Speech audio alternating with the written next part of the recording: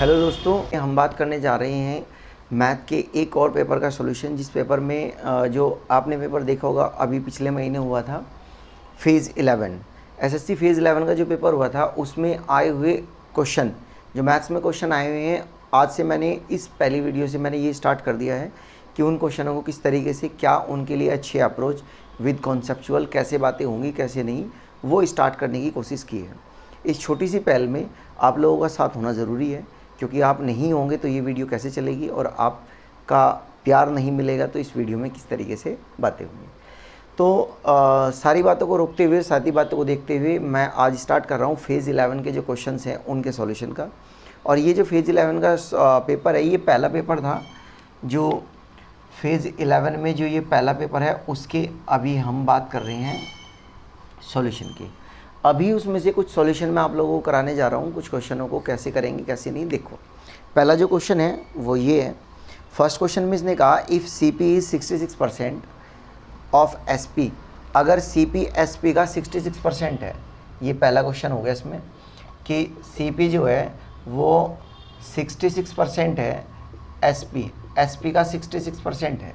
अब ज़रा यहाँ से एक बात बताओ मुझे, अगर ये वाली बात कही है तो उसने आपसे ये पूछा है कि आप ये बताओ होने वाला ओवरऑल प्रॉफिट या लॉस परसेंट बताओ। अगर ओवरऑल प्रॉफिट या लॉस परसेंट आपको निकालना है तो सबसे पहले आप क्या काम करेंगे, ये देखो 66% का मतलब क्या होता है कि अपॉन 100, इसे आप जब देखेंगे तो ये बन जाएगा 33/50, इतना बना 33/50। अब ये कटेगा नहीं इससे, तो हम ये कह रहे हैं कि ये हो गया SP और ये हो जाएगा कितना CP। तो बात समझ में आई कि अगर CP और SP का मैं रेशियो लूँ तो आप कहेंगे CP है 33, SP है 50। कितने का प्रॉफिट हो रहा है यहाँ पर प्रॉफिट कितने का हो रहा है, प्रॉफिट हो रहा है 17 का। कितने का प्रॉफिट हो रहा है, 17 का प्रॉफिट हो रहा है। समझ पा रहे हैं, 17 का प्रॉफिट होगा भाई। साथ यहाँ पर 40 और 10 ये, तो उसने प्रॉफिट परसेंट पूछा है, तो प्रॉफिट परसेंट कितना होगा 17/33 × 100। अब देखो, एक तरीका तो हमारे पास ये है इस अप्रोच को करने का कि आप ये कर सकते हैं, काट पीट करेंगे, काट पीट करके जो कुछ होगा वो आंसर होगा। लेकिन आप छोटी सी एक बात समझो, मैं इसके ऑप्शन भी आप लोगों को लिख देता हूँ, क्या क्या ऑप्शन दिए गए। पहला ऑप्शन है इसका, जो फर्स्ट ऑप्शन है 55.62%। दूसरा जो ऑप्शन है इसका वो है 50.52%। नेक्स्ट है 51.52%, जो ये थर्ड था। और लास्ट ऑप्शन है इसका 60%। देखो, अगर आप बात यहाँ इतनी भी समझे तो इसमें आपको एक बात समझ में आएगी कि ऑप्शन भी ज़्यादा दूर नहीं है और पॉइंट में ऑप्शन है। थोड़ी सी बात इतनी और समझे अगर, तो आप ये देखो, अगर मैं इससे देखूँ 33 का आधा होता है कितना 33, 16 दूनी 32, तो इसका मतलब 50 से तो थोड़ा ज़्यादा आंसर होगा। ये आंसर तो हो नहीं सकता, 60 आंसर हो नहीं सकता। ये बात आप ऑप्शन एलिमिनेट कर सकते हैं। तो अब हमारी फाइट इतनी रहती है कि 51 होगा या 55 होगा, क्या आंसर होगा। तो ये देखो, अगर मैं 33 का आधा करता हूँ, 33 का आधा कितना बैठता है 16.5 बैठता है, और ये थोड़ा ही ज़्यादा है। इसका मतलब 4-5% का भी गैप नहीं होगा, गैप केवल 1 या 2% का होगा, ये भी नहीं होगा, और आंसर होगा ये। आप इस तरीके से भी ऑप्शन को एलिमिनेट कर सकते हैं। उम्मीद है ये वाली बात क्लियर हो गई हो, समझ में आ गई होगी क्या है क्या नहीं। नेक्स्ट क्वेश्चन पर चलते हैं। क्वेश्चन क्या है, जो नेक्स्ट क्वेश्चन है उसे समझो ध्यान से। नेक्स्ट क्वेश्चन में ये कहा कि food is available for 27 days for 35 student, यानी कि 35 स्टूडेंट के लिए, जो 35 स्टूडेंट्स हैं उनके लिए 27 दिनों का फूड बाकी है, इतना फूड है। अब उसने कहा कि ये फूड जो है कितने लोगों के लिए सफिशेंट रहेगा यदि लोग जो है 45 हो जाए। मतलब अगर 45 लोगों की हम बात करें, 45 स्टूडेंट हो जाए, उनके लिए सफिशेंट रहेगा कितने दिनों के लिए, कितने दिनों के लिए रहेगा। तो आप यहाँ से निकाल सकते हैं एक स्टूडेंट के लिए, या आप MDH वाली बात भी लगा सकते हैं, MDHE/W, ये वाली बात भी लगा सकते हैं। उस आधार पर एक ग्रुप ये है और दूसरे ग्रुप की बात उसने पूछी है। तो अगर ये वाला फॉर्मूला लगाते हैं तो आप ये कहेंगे इन दोनों की मल्टीप्लाई 35 × 27/45। तो ये डेज आ जाएंगे, ठीक है। 9 पंजे 45, 9 × 27, 3 × 5 × 35 और 7 × 21, तो इसका आंसर हो जाएगा 21 दिन। तो अगर 45 स्टूडेंट होते तो इस क्वेश्चन का आंसर कितना होता, 21 दिन होता।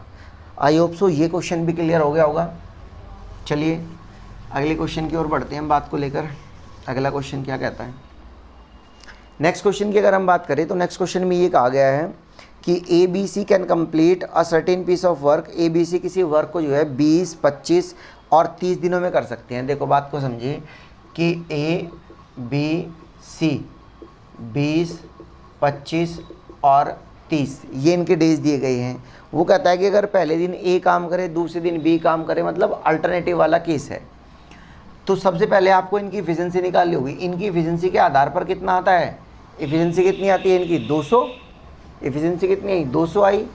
200 आने के आधार पर आप ये कह सकते हैं अगर 200 इनका एलसीएम है तो 200 एलसीएम होने के बाद, या आप एलसीएम भी ना लो, इन दोनों का प्रोडक्ट यहाँ करो, तो आपने कहा 25 × 30, यहाँ कितना आ जाएगा 20 × 30, यहाँ कितना आ जाएगा 20 × 25। सब में से क्या एक एक जीरो काट दी जा सकती है, काट दी गई एक जीरो। सब में से 25 जा सकता है, 25 5 जाएगा पहले, 5 पंजे 25, 5 चौक 20 और 5 पंजे 25, ये कितना हो जाएगा 5 × 15, 5 × 15, यहाँ कितना हो जाएगा 4 × 12, यहाँ कितना हो जाएगा 2 पंजे 10। तो बेसिकली टोटल वर्क आ गया 300। ये हमें बात कर ली, बताइए इतनी बात समझ गई, इतना कर लिया 300 आ गया। 300 आने के बाद ए की एफिशिएंसी इतनी, बी की एफिशिएंसी इतनी, सी की इतनी और टोटल वर्क हो गया 300। उसने कहा पहले दिन, अगर पहले दिन कितना काम हो, ए बी सी, पहले दिन 15 काम हुआ, दूसरे दिन 12 काम हुआ, तीसरे दिन काम 10 हुआ, तो टोटल कितना काम होगा 12 और 15, 12 27, 10 37, तो 37 तो काम होगा टोटल कितने दिन में, 3 दिन में। 3 दिन में कितना काम होगा 37। तो आप यहाँ कह सकते हैं, इसके ऑप्शन लिखे हम, ऑप्शन है इसके 24 4/15, दूसरा ऑप्शन है इसका 25 4/15 और तीसरा ऑप्शन है इसका थर्ड है 24 1/75 और ऑप्शन नंबर 4 जो है इसका वो है 25 1/75। ये इसके ऑप्शंस हैं, ठीक है, ये इसका ऑप्शन है। तो बात पता चली कि 3 दिन के अंदर कितना काम हो जाएगा, इतना काम हो जाएगा। अब इसका टेबल या तो कंप्लीट ये हो जाए या इसके नियरेस्ट हो जाए, इस तरीके से क्वेश्चन को डील करते हैं। इसका 37 का मल्टीपल 300 हो जाए या इसके नज़दीक में बात हो जाए, तो हम इस बात को कर सकते हैं कि क्या आंसर होगा क्या नहीं, आपको आंसर मिल जाएगा।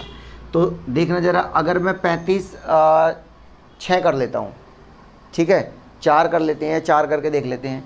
अगर आपने 4 किया, 4 करने के बाद कितना होगा 7 चौक 28 का 8 का 2, 8 हासिल लगे 2 और 4 × 12 और 2 14, ये तो इतने बैठता है 4 में। 4 नहीं, इसका हम 5 कर लेते हैं, ठीक है, 5 करके देखिए अगर इसके हम कर लेते हैं 5, 4 नहीं मेरे हिसाब से ये 7 कर लेते हैं, 7 या 8 कर लो, 8 7 56 का 6 का हासिल लगे कितने 5, 8 3 24, 24 और 5 29, 24 और 5 29, ठीक है। तो 8 हो गई बात, ये 8 7 56, 6 हासिल लगे 5 और 8 3 24, 24 और 5 29, तो वर्क हो गया। अगर 8 से मल्टीप्लाई आपने यहाँ पर कर दी और 8 से मल्टीप्लाई इधर कर दी, तो 24 दिन में वर्क कितना हो गया 296 वर्क हो गया, इतना हो गया। अब देखो ये यहाँ से कितना कम है, इतना कम है, बचे कितने 4 बचता है, तो बस यही हो गया 24 दिन तो ये लगे और काम करने का टाइम किसका आया ए का, 4 वर्क बचता है 4/15, तो आंसर हो जाएगा साथियों 24 4/15, option number A. Option number A is a correct answer.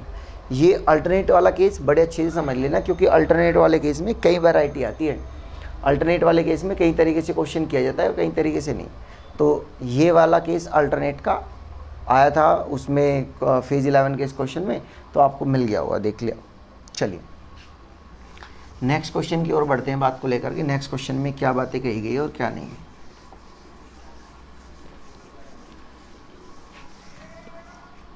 Next question देखो क्या कहता है। नेक्स्ट क्वेश्चन में कहा एक क्लास जो है कि क्लास ए के 20 स्टूडेंट है और 20 स्टूडेंट का एवरेज स्कोर 75 है। इसने कहा ये है क्लास ए, उसके 20 स्टूडेंट है, ठीक है, 20 स्टूडेंट है और इनका एवरेज है 75। दूसरी है क्लास बी, उसके 30 स्टूडेंट है और इन 30 स्टूडेंट का जो एवरेज है वो है 60, यही है। तो इसने पूछा है कि टोटल का एवरेज कितना होगा। ऑप्शन दिए हैं आपको, पहला ऑप्शन है 68, दूसरा ऑप्शन दिया है इसने 64 और तीसरा ऑप्शन दिया है 66 और फोर्थ ऑप्शन दिया है इसने 62। ये इसके ऑप्शंस है।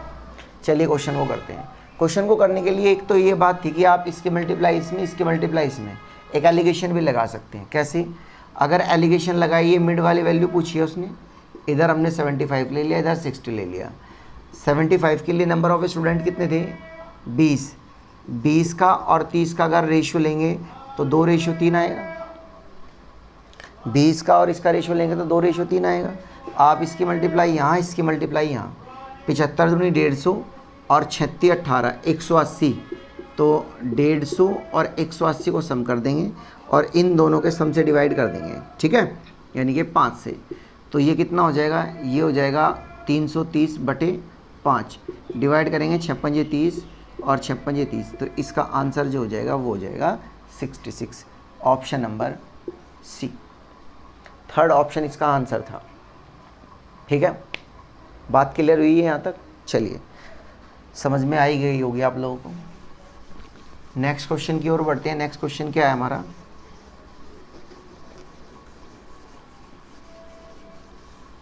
नेक्स्ट क्वेश्चन में अगर अपनी अप्रोच हम लगाए तो अपनी अप्रोच के आधार पर हमें क्वेश्चन क्या है, इसने कहा कि स्टूडेंट इन 3 बैचेस, 3 बैच है, क्लास है, डांस क्लास है, उसके 3 बैच हैं, उन 3 बैच में स्टूडेंट दिए हैं उसने। अगर ए, बी और सी ये 3 क्लास है तो नंबर ऑफ़ स्टूडेंट है 2, 3 और 5 के रेशियो में। फिर वो कहता है कि इफ़ 20 स्टूडेंट इंक्रीज, सब में 20 इंक्रीज़ हो जाए, इसमें भी 20 स्टूडेंट आ गए, इसमें भी 20 स्टूडेंट आ गए, तो एवरेज बन जाता है 4:5:7। ये एवरेज बना। तो अब वो आपसे पूछ रहा है नंबर ऑफ़ स्टूडेंट बिफोर, इसके ऑप्शन क्या दिए हैं? पहला ऑप्शन 100, दूसरा ऑप्शन 150, तीसरा ऑप्शन जो है वो 180 है और फोर्थ ऑप्शन जो है वो 200 है। दोस्तों, वो आपसे कहता है कि आप मुझे बताओ कि इंक्रीज़ होने से पहले स्टूडेंट कितने थे। इंक्रीज़ होने से पहले स्टूडेंट, तो आप देखो इस क्वेश्चन को करने के लिए क्या अप्रोच लगाएंगे। एक क्वेश्चन इसमें एक और आता है इस तरह का, जिसमें ना 20 बेसिस में 2 होते हैं। 3 वाले क्वेश्चन में ये बात फिक्स है, अगर ये 3 वाला क्वेश्चन इस तरीके से आता है, ये बात फिक्स है कि सभी में जो डिफरेंस होगा वो बराबर होगा, तभी ऐसा हो सकता है, अदरवाइज ऐसा नहीं हो सकता। कैसे? यहाँ से ये बात हुई, कितना इंक्रीज हो रहा है? 2। यहाँ से कितना इंक्रीज हो रहा है? +2 हो रहा है। यहाँ कितना इंक्रीज हो रहा है? +2 हो रहा है। तो सभी में इक्वल यूनिट इंक्रीज हो रही है। तो हमें यहाँ से बात पता चली, 2 इंक्रीज होने का मतलब 10 और 20, तो 1 इंक्रीज होने का मतलब कितना हो गया? 10। तो सब वैल्यू 10 टाइम्स हो गई। अब इंक्रीज होने से पहले, बदलाव से पहले कितने थे? 5, 3 8 और 2 10। 10 की वैल्यू पूछी है, तो 10 × 10, तो आंसर कितना था? 100। Option number A, option number A is a correct answer. Increase होने से पहले नंबर ऑफ स्टूडेंट कितने थे डांस क्लास के अंदर? नंबर ऑफ स्टूडेंट थे उसमें 100। इस क्वेश्चन का आंसर था 100। नेक्स्ट क्वेश्चन की ओर बढ़ते हैं। क्या है नेक्स्ट क्वेश्चन में? चलिए,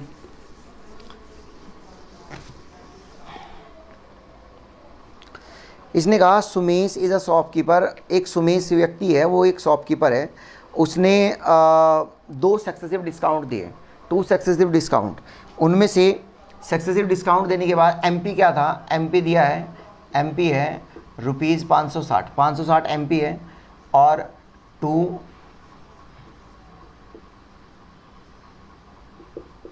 सक्सेसिव डिस्काउंट, 2 सक्सेसिव डिस्काउंट क्या है? पहला 17% है और दूसरा X% है।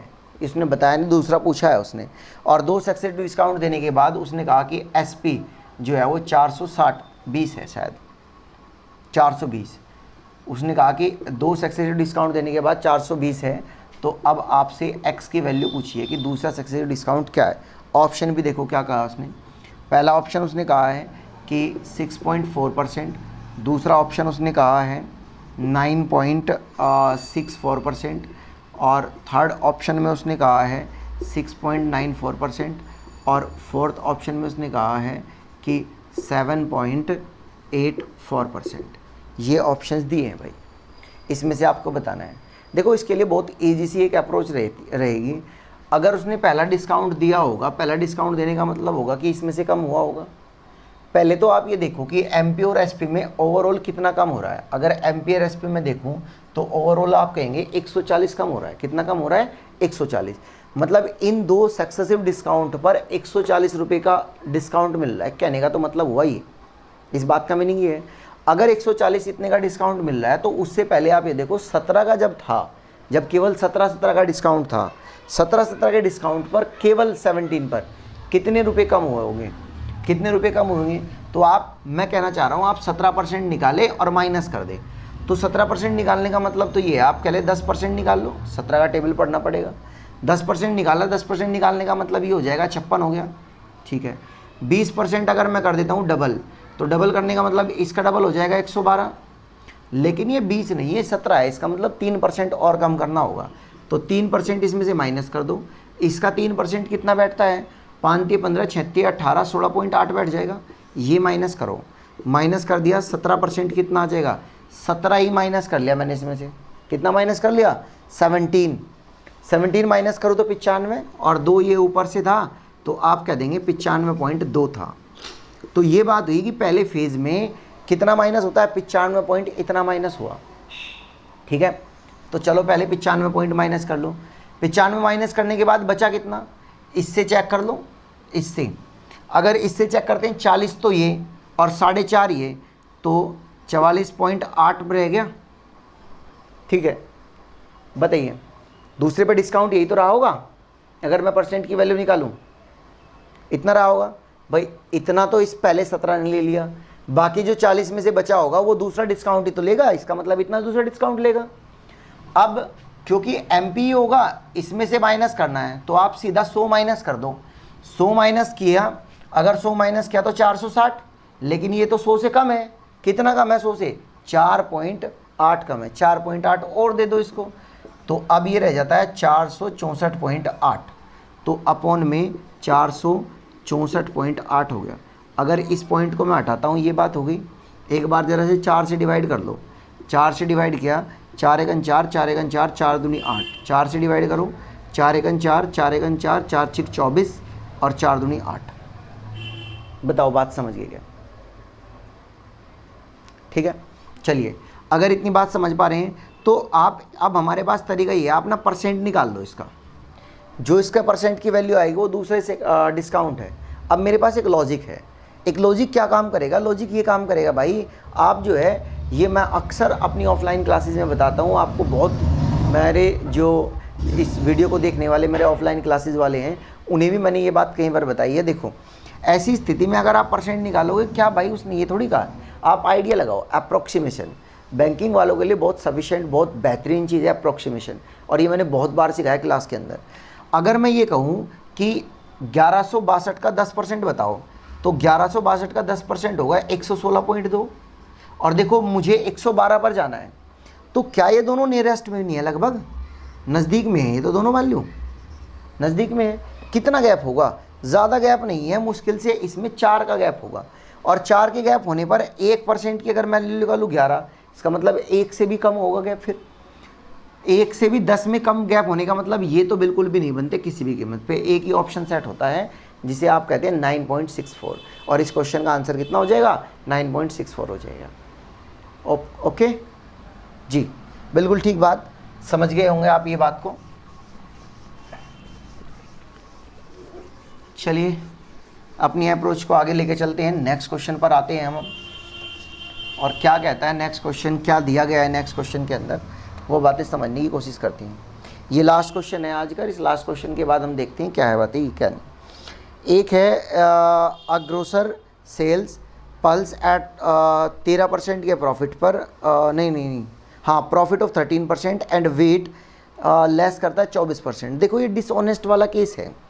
डिसऑनेस्ट वाले केस में उसने ये कहा 13% का तो प्रॉफिट लेता है वो, और कितना वेट कम, जो वेट है वो कितना लेस करता है, वो लेस करता है 24%। तो आपके लिए ये बात होगी। तो इस बात को आप ऐसे कह सकते हैं, अगर 100 पहले था सीपी तो 113 पर उसने बेच दिया, प्रॉफिट ले लिया। 24 कम करता है तो आप यहाँ कह सकते हैं अगर ये 100 था, 24 कम कर दिया तो इसका मतलब इसने कितना होगा, 76 पर बेचा होगा। ये बात हो गई। आप इसे काट कर छोटा कर सकते हैं, 2 जीरो इसकी काट लो, 2 जीरो इसकी काट लो। बताइए समझिए क्या। देखो मैंने ये बात बहुत बार समझाई है। आप जब कभी इस तरीके से होता है तो आप ऐसे लेफ़्ट राइट काट सकते हैं, कैंसिल आउट कर सकते हैं वैल्यूज़ को। अगर लेफ़्ट राइट कैंसिल आउट करते हैं तो लेफ़्ट राइट कैंसिल आउट करने के आधार पर आप ऐसे अप और डाउन में भी कैंसिल आउट कर सकते हैं। आप इधर से इधर भी कैंसिल आउट कर सकते हैं वैल्यूज़ को, लेकिन आप ये वाली अप्रोच नहीं ले सकते। ये बस गलत है बात। डायगनली आप कैंसिल आउट करते हैं चीज़ों को तो वो गलत हो जाएगी, उससे आंसर सही नहीं आएगा। आप लेफ़्ट राइट अप डाउन मतलब इसमें कैंसिल आउट कर सकते हो, इसमें कर सकते हो, इसमें, लेकिन ऐसे नहीं कर सकते। ये कैंसिल आउट करना फिर गलत रह जाएगा, ये क्वेश्चन को गलत बना देगा। तो आपने कैंसिल आउट कर लिया, वैल्यू इतनी रहेगी, इसकी मल्टीप्लाई यहाँ करो, इसकी मल्टीप्लाई यहाँ करो। यहाँ कितना होगा 76, यहाँ कितना होगा 113। 76 और 113 में कितने का गैप होता है भाई, 24 का तो ये है ही सीधा, और 13 ऊपर है। 24 और 13 का ऊपर गैप होने के मतलब कितना हो जाएगा, 24, 10, 34 और 3, 37।